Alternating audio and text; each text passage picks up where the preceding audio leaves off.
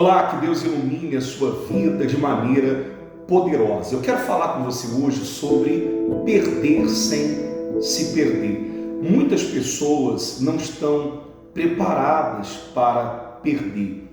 E é justamente por isso que muitas, quando passam por perdas, muitas acabam se perdendo, perdem a fé, perdem a confiança em Deus e até mesmo aqueles que tiram a própria vida.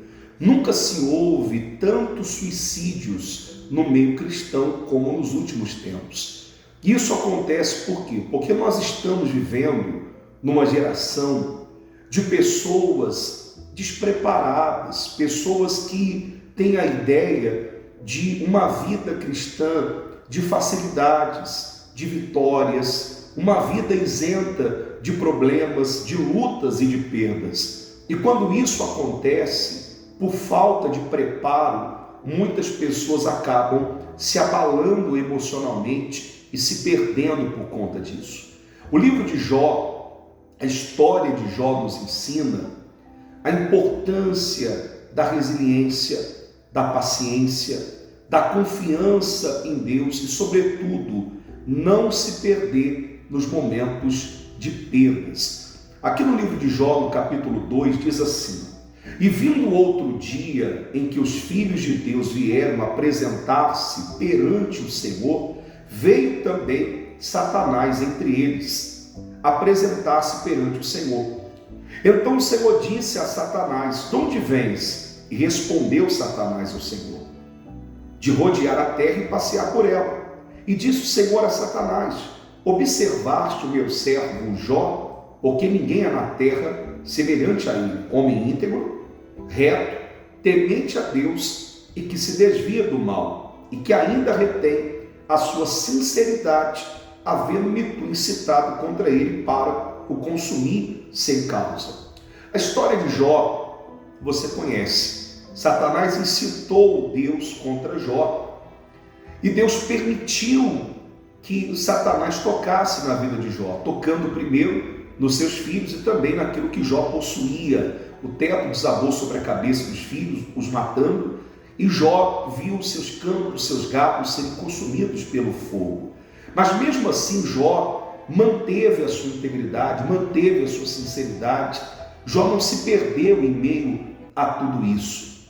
Só que Satanás insistiu na perseverança de provar que uma vez Jó perdendo, Jó blasfemaria contra Deus. Aí diz assim, no versículo 4: "Então Satanás respondeu ao Senhor e disse: pele por pele, tudo quanto o homem tem dará pela sua vida. Porém estenda a tua mão e toca-lhe nos ossos e na carne, e verás se não blasfemará contra ti na tua face. E disse o Senhor a Satanás: eis que ele está em tua mão, porém guarda a sua vida." Deixa eu dizer uma coisa aqui para você. Tem muitas pessoas que empoderam demais o diabo. Elas empoderam demais. Elas dão ao diabo um poder que ele não tem. O diabo não pode tocar na vida de uma pessoa que entregou a vida a Deus. Não pode fazer isso, a não ser que Deus permita. Mas há pessoas que empoderam demais o diabo. Empoderam demais o diabo. Dão um poder a ele que ele não tem. Aí diz assim: porém, estende a tua mão, toque-lhe nos ossos, na carne, e verás se não blasfemará contra ti na tua face. E disse o Senhor a Satanás: eis que ele está na tua mão, porém guarda a sua vida. Então saiu Satanás da presença do Senhor e feriu Jó de úlceras malignas, desde a planta do pé até o alto da cabeça. E Jó tomou um capo para se raspar com ele, e estava sentado no meio da cinza. Deixa eu dizer uma coisa para você. O diabo, ele tem poder, sim.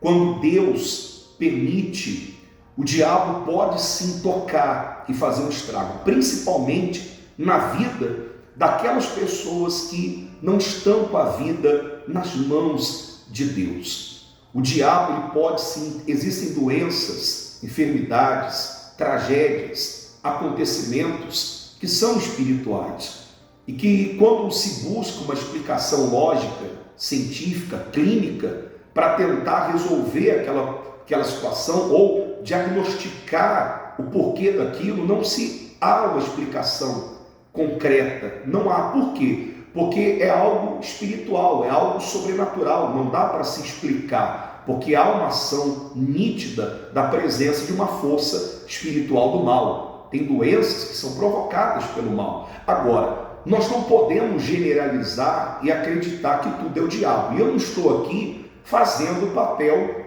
do diabo, o advogado do diabo. Não, pelo contrário. Mas o que eu quero que você tenha consciência é de que nem tudo é o diabo. Há pessoas que ela tem um resfriado, é o diabo.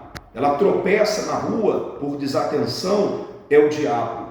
O casamento não está bem por maus tratos ou por não saber, não ter sabedoria para viver a dois, é o diabo.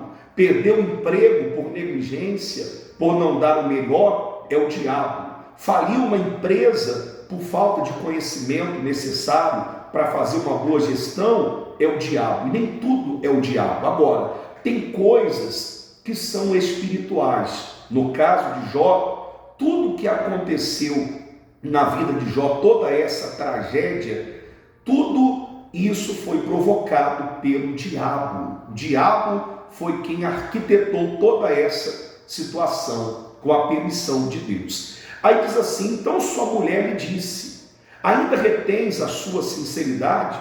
Amaldiçoa a Deus e morre. Porém ele lhe disse: como fala qualquer doidas, falas tu.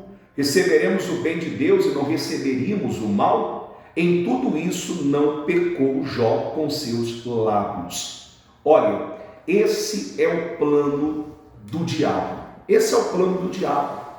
É incitar Deus contra você e depois incitar você contra Deus. Essa é a jogada dele. Por isso que muitas vezes você vai se deparar com situações, pessoas dizendo para você assim: olha, você não é de Deus, por que você está passando por isso? Por que o seu casamento acabou? Por que o seu filho está nas drogas? Por que você faliu a empresa? Por que você está doente? Jogando você contra Deus. Se Deus é com você, por que ele permitiu tudo isso?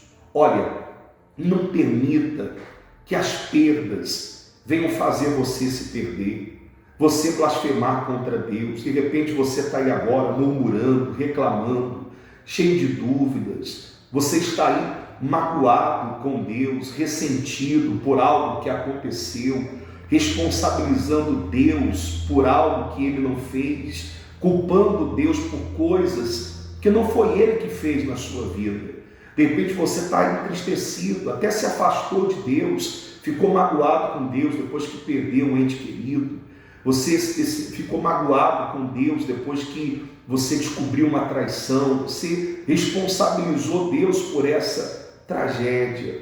Não faça isso, não perca a sua confiança em Deus. Se volte para Ele, se reconcilie com Ele.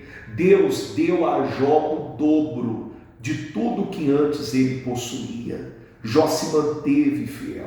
Eu sei que é muito difícil a gente permanecer depois de uma perda. É fácil falar, é fácil, porque muitas vezes nós acreditamos que estamos prontos, quando na verdade não estamos. Isso aconteceu com Pedro, quando ele disse para Jesus que estava pronto até para ir para a cruz, e Jesus disse: Pedro, ainda hoje, antes que o galo cante, tu me negarás 3 vezes. Pedro não tinha ideia do seu despreparo, e muitas vezes nós não temos. Por isso que nós devemos buscar a Deus e pedir a Deus para nos dar forças para passar por coisas que são necessárias, por coisas que nós temos que passar, e muitas vezes não sabemos e nem estamos preparados. Como eu disse, as pessoas não se preparam para passar por essas coisas, porque elas acreditam que tudo vai ser lindo, tudo vai ser belo, tudo vai ser um mar de rosas, até porque é esse evangelho que é pregado por aí, o evangelho só da vitória,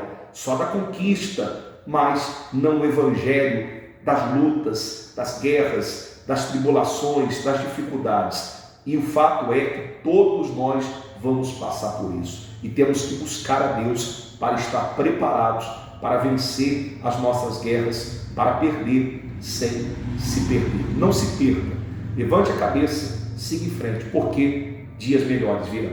Que Deus te abençoe. Um grande abraço a você.